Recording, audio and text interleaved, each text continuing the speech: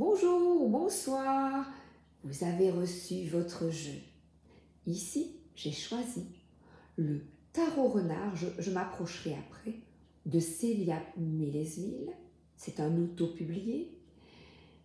Elle nous donne 3 cartes mots-clés, un livret, et à nouveau, comme pour l'oracle, j'étale les cartes.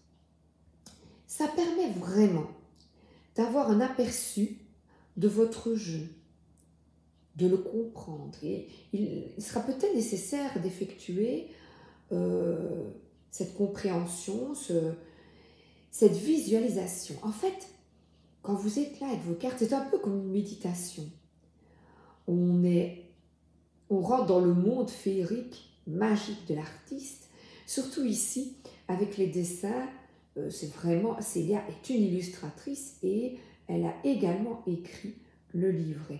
Donc on rentre vraiment dans sa manière de percevoir le jeu. Et est-ce qu'elle s'est plutôt basée sur le tarot de Marseille, le tarot Rider-Waite-Smith? Vous observez, vous lisez le livret. En contrepartie, vous regardez la carte, vous dites tiens, comment est-ce que cette carte me parle? Et surtout, vous avez vraiment un aperçu des familles. Par exemple, prenons les deniers. Regardez, il y a, je m'approche, j'essaie de ne pas trop bouger. Vous voyez une petite souris sur l'as de denier qui est toute petite avec un escargot. Donc la série est certainement lente d'après Célia, vous voyez. On voit vraiment que c'est le début de quelque chose pas à pas. On s'ouvre aux opportunités. C'est le début de quelque chose de concret. Et puis, on a le renard qui apparaît, la petite souris. Et vous voyez vraiment l'évolution des couleurs. Regardez ici. Là, tranquillou, avec ses sous, son coffre, ça peut être assez routinier, assez sclérosant. Et ici, aussi finalement, les couleurs changent complètement. On parle de rejet, de tristesse, de manque avec cette carte. Et ça vous permet, en regardant les cartes, de mieux comprendre les mots-clés, de mieux comprendre le tarot de Marseille, le Rider-Waite-Smith.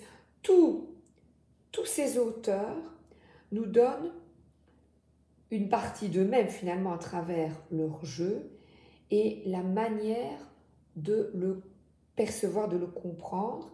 Et c'est ce que j'ai remarqué.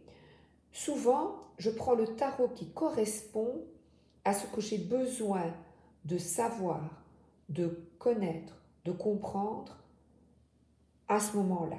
T. Alors vous voyez, regardez, oh là là, elle est belle. Hein? Regardez comme cette personne est bien, voilà, avec ses fleurs dans son jardin. Comme on est dans les deniers, eh bien, on est dans le concret, dans le matériel, et on voit quelqu'un qui est vraiment heureux d'être là, indépendant, et Célia nous dit accompli. Voilà, on voit le renard au travail. Et alors aussi, j'ai eu du mal au début, parce que c'est un jeu bilingue, et Célia, à mi-page, le cavalier, K et C, la reine, ici un Q, Queen et le R forcément, et le King. Alors je confondais le cavalier et le roi, mais bon, voilà pourquoi c'est important au départ d'étaler les cartes. Parce que vous allez voir, les mineurs sont traduites autrement, les coupes ce sont les os, ou les deniers par exemple, j'ai déjà vu que c'était des glands. Chaque fois, l'auteur met sa petite patte, et c'est formidable, c'est génial, c'est vraiment passionnant. Voilà. Alors, on a les épées, avec vraiment une continuité, c'est plus sombre.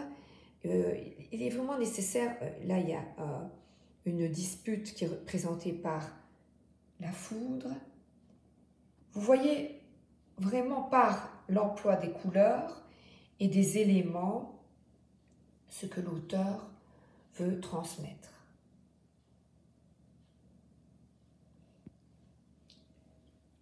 Alors, aussi, ce que je fais, je regarde les as, les deux, parce que Célia, voilà, je vais vous lire dans son petit livret, eh bien, a classé les cartes par chiffres. Par exemple, as, commencement, point de départ, action, potentiel, ambition et ego. Et alors, on regarde, vous pouvez aussi regarder tous les as et voir les similitudes. Les coupes nous parlent de sentiments, d'émotions. Comment est-ce que Célia a représenté cela? Ici, les bâtons, l'énergie, la passion, l'audace, le feu en toi. Comment a-t-elle représenté ça? Voilà. Donc, je vous invite vraiment à regarder les cartes à l'horizontale, en diagonale même. J'ai déjà fait comme ça. Je regarde les chiffres, la verticale et les voilà, arc-en-ciel. Vous voyez ici, je recule, on voit où il y a un arc-en-ciel. On voit la position des personnages. On voit bien les bâtons et tout le feu. Voyez, on voit les coupes avec les petits cœurs. On voit les épées, les nuages. Vous voyez comme c'est plus trouble. C'est surtout en reculant. Et les arcanes majeures, pareil, je les ai mis de nouveau les 1, le 11, voyez, première partie, première ligne, deuxième ligne, le 2, le 12. Quelles sont les similitudes dans ce tarot? Alors, la difficulté, c'est qu'on a quand même en nous une étude, une connaissance, et on devrait se libérer totalement et recommencer à zéro avec ce que l'auteur propose. Et j'ai aussi une autre méthode. J'ai là, je bouge un peu, j'ai le tarot Villeneuve qui est là, de François Villeneuve. Je vous invite à lire les livrets, à annoter. Il est nécessaire, il y a un travail, chacun effectue, une perception effectue un travail qui est vraiment très intéressant. Et alors là, tu peux mettre le battleur, tu dis, ah ben voilà, on va les regarder, tu vois, voilà. Comment est-ce que les auteurs les représentent? C'est embêtant, j'ai l'impression que c'est flou. Voilà, Célia n'a pas mis de nom, déjà, tu vois.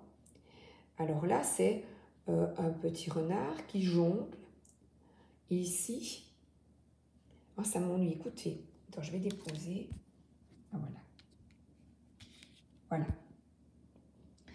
Tandis que là, les pièces volent de gauche à droite, les deniers.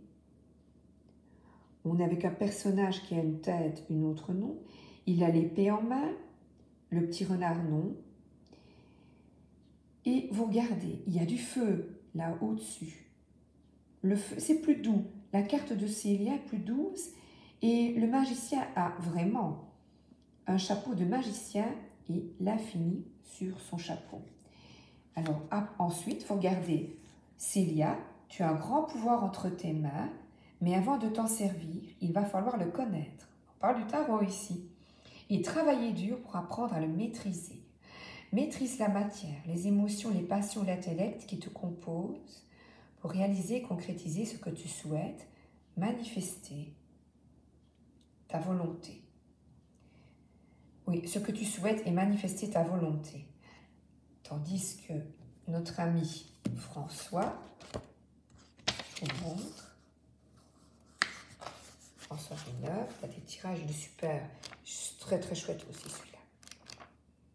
Oh, je vous assure que c'est passionnant, c'est passionnant. Le battleur, je ne perds jamais, soit je gagne, soit j'apprends. Donc là, je vous invite aussi à lire la signification. Lui, il y voit une idée de manipulation, puisqu'il n'y a pas de maîtrise totale. Le battleur fait très souvent illusion. Il est doté d'une curiosité exacerbée qui le pousse constamment à vouloir apprendre et à expérimenter de nouvelles choses avec plus ou moins de succès. Eh bien, nous avons 4 bras et justement, pour évoluer vers plus de compréhension et ne plus être ce battleur inexpérimenté, eh bien, je vous propose de regarder, de comparer et de vous amuser avec vos jeux. Et voyez, pareil, vous prenez alors la papesse et vous regardez l'impératrice. Ah tiens, il y a des enfants. Comment est-ce que l'enfant est représenté? C'est un bébé dans les bras. Ici, les plus grands autour d'elle. Voilà, l'empereur ici, il est en construction, il a plein de petites nichoirs autour de lui, il est organisé, il contrôle la situation. Celui-ci est avachi et il semble plus une attitude patriarcale, une attitude assez... comment est-ce qu'il dit? Attendez, je vais vous le dire. Il le dit... Dominer, voilà, dominer. Il parle de domination, pouvoir, arrogance, voilà, arrogance, misogynie, voilà. Donc, c'est un aperçu de François, un aperçu de Célia, et je vous invite vraiment à effectuer ce petit exercice. C'est passionnant et très amusant. Voilà, c'est une petite méditation parce que vous ne pensez plus à rien qu'à vos cartes et c'est vraiment, vraiment, vraiment amusant. Je vous embrasse et je vous souhaite une excellente journée. Je te souhaite une excellente journée ou une excellente soirée. À très bientôt pour de folles et nouvelles aventures avec le tarot. Bisous!